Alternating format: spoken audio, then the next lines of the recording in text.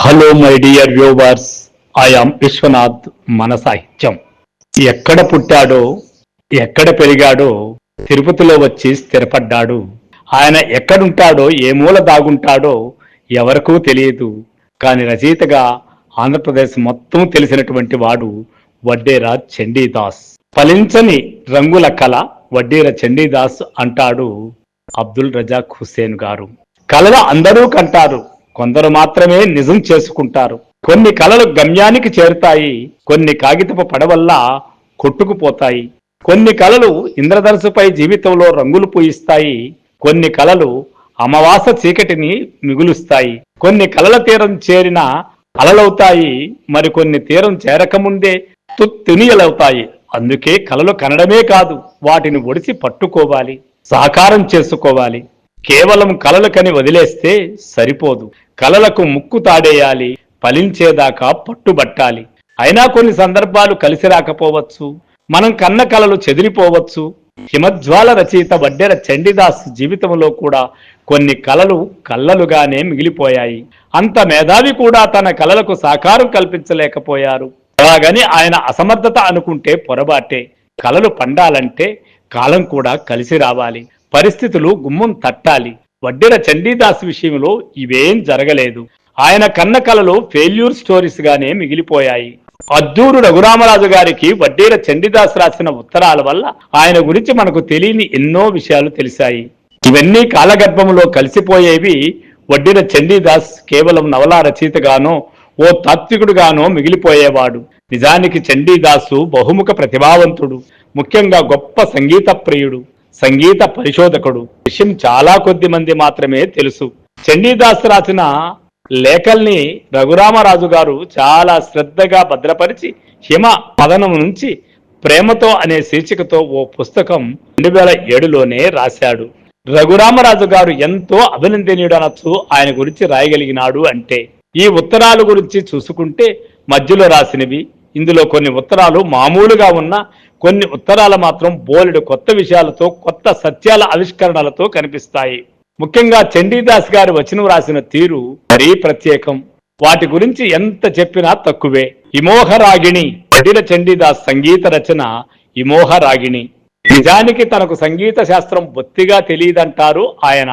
ఎప్పుడూ గాత్రించనూ లేదు, వాయించనూ లేదు, కనీసం బాత్రూంలో కూని రాగమైనా తీయలేదు. మరి సంగీత పరిజ్ఞానం ఎలా తెలుసంటావే? ఎలా తెలుసో తాను చెప్పలేనంటారు. తన అనుభూతికి, రచనలకు ఆధార ప్రాణమైనది నాద సంగీతం. దీన్ని సంగీత విద్వాంసులు కొట్టిపారేసిన, పరిహసించిన, అసలు పట్టించుకోకపోయినా తాననేదేమీ లేదంటారు చండీదాస్ గారు. ఇది తాను విన్న సంగీతం ఎవరూ పలికించని, వినిపించని మూల మౌన సంగీతం అంటారు. మరి ఈ సంగీతాన్ని ఎక్కడ విన్నారు ఆయన? ఆవాహతం తెలుగు ఆవినొచ్చో అలా నాలో నెత్తుట్లోంచి, ఊపిరిలోంచి, జీవనంలోంచి, జీవంలోంచి, ప్రత్యణువులోంచి నా అస్తిత్వ గణీభ స్థానిత అపరిమాణువులో ఆవిష్కృతమైనటువంటి సృజన విన్నాను అంటాడు.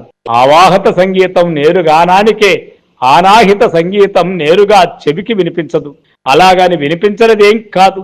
సంగీతానికి వినికిడే కాదు, రంగు, రుచి, వాసన, స్పర్శ కూడా ఉన్నాయి. ఇంద్రియాలను తిరస్కరిస్తే అది వినిపించదు.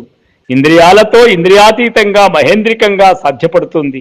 సంగీతం నా అస్తిత్వపు ఊపిరి. ఆ ఊపిరికి ప్రకృతి శ్రీ ఆలంబన వాహిక.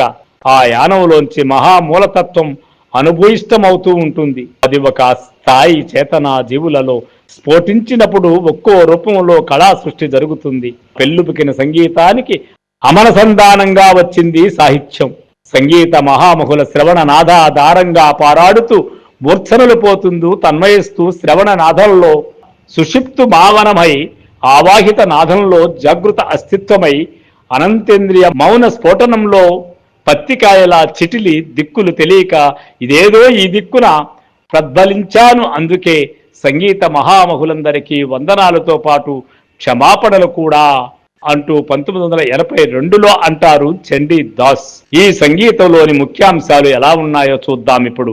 బీజనాదం త్రిపుటతాళం, సరిగమ పదనిస, నిషగ సరిమ ధన, అంకురనాదం రూపకతాళం, సరిగమ పదనిస నిదమ గమన మగరి మన డోలికానాదం అదితాళం ఉత్తేజం నాదం ఆదితాళం ఉద్దీప్తం నాదం చాపుతాళం లలితనాదం ఆదితాళం లయనాదం ఏకతాళం.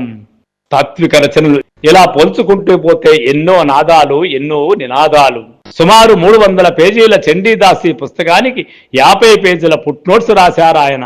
చండీదాసు కోరిక మేరకు ఈ పుస్తకాన్ని రఘురామరాజు గారు తిరగరాసి ఫైనల్ చేశారు. లేట్ ప్రొఫెసర్ జాన్ హర్రీస్ అనే దార్శనికుడు దీన్ని చదివి గొప్ప దార్శనిక రచన అంటూ ప్రశంసించాడు. చిత్రం ఏమంటే ఆయన తన పుస్తకాన్ని కళ్ళారా చూసుకోకుండానే కాలం చేశారు. ఇది చండీదాస్ గురించి మనం చెప్పుకుంటూ పోతే అనంత ప్రవాహంలా సాగిపోతుంది.